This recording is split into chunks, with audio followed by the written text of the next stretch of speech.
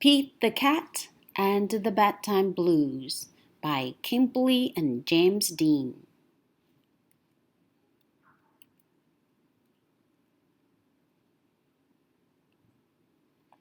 Pete and the gang had a great day. They'd been at the beach, surf and sun, and tons of fun. But when the sun went down, they didn't want the fun to end. Pete had an idea. Hey, how about a sleepover? More time for tons of fun? Groovy! Pete's place! Let's go! The party was far out, but they knew they couldn't stay up all night. The gang decided it was time to say goodnight. On went the pajamas and out went the light. Good night, Gus. Good night, alligator. Good night, Toad. Good night, Pete. Pete was just about to catch some Z's when... Clap, clap, clap! Who did that? Pete asked. It was me, said Grumpy Toad. I don't want to go to bed.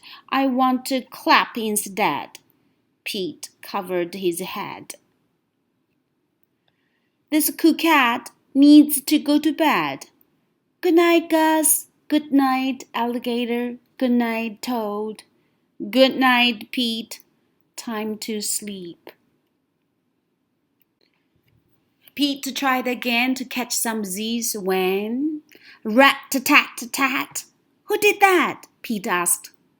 It was me, said Gus the platypus. I don't want to go to bed. I want to jam instead. Pete covered his head. This cool cat needs to go to bed. Time to sleep. Good night, Gus. Good night, alligator. Good night, Toad. Good night, Pete. Pete closed his eyes to catch some Z's when he heard... Munch, munch, munch. Pete had a hunch. It was alligator. He was always up for eating. What could Pete do?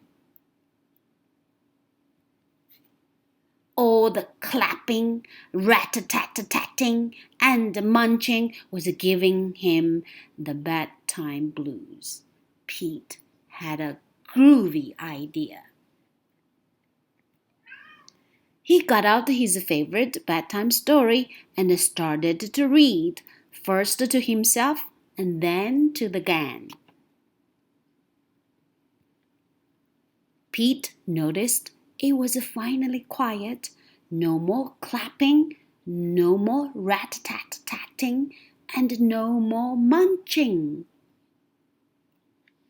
They all settled down. No one made a sound. Pete yawned and turned off the light.